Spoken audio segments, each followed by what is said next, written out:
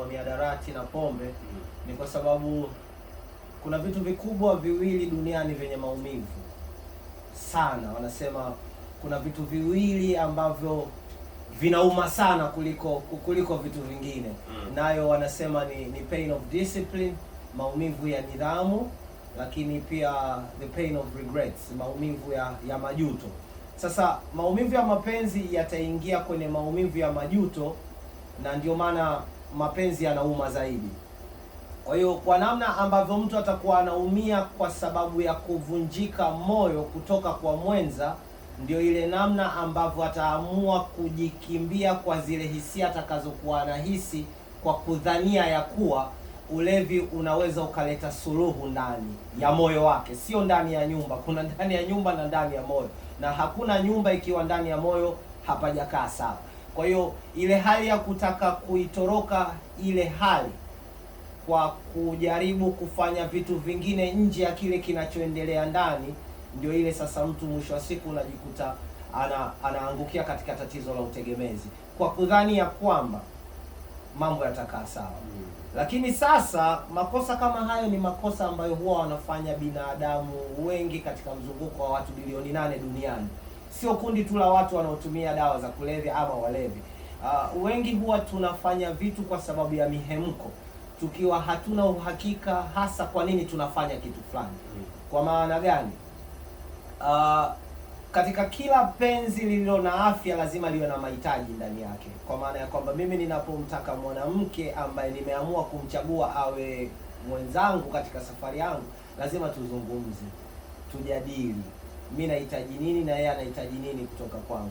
Kile kinachopatikana hata kisipokuwa kwa viwango vikubwa niweze kukubaliana navyo. Sasa wengi huwa tunajiingiza tukiwa tunategemea ukamilifu ndani ya mapenzi.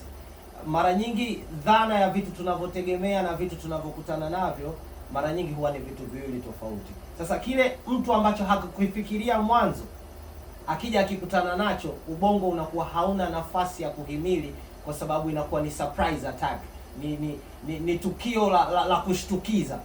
Kwa hiyo inakuwa ni ngumu, ubongo unakwazika.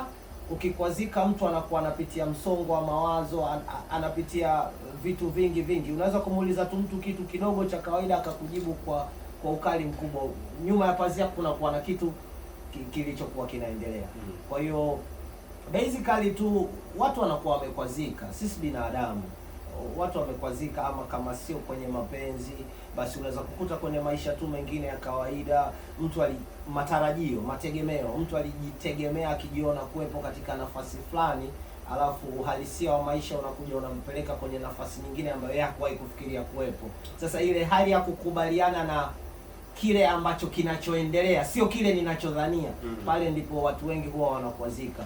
Kwa hiyo Sober House ni platform kubwa, tuna deal na watu wenye tatizo la addiction ya substance, matumizi ya mihadarati, lakini pia watu ambao wamekwazika. Hivi ni vikwazo, tuna deal na watu waliokuwa wamekwazika. Ni mtabibu, nikifuatilia nyuma ya haya ambayo unaeleza, kumbe watu wamejiingiza kwenye mihadarati, pombe, kwa sababu ya haya makundi mawili ambayo umeyataja, maumivu ya nidhamu, majuto pia. Lakini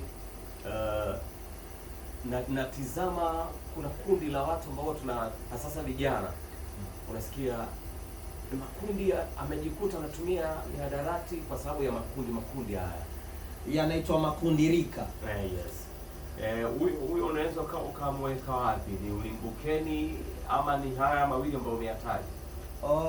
Ili kulijibu swali lako kitaalamu, huyo mtu tunaweza kumweka katika kundi ambalo kwanza lazima tujue umri wake.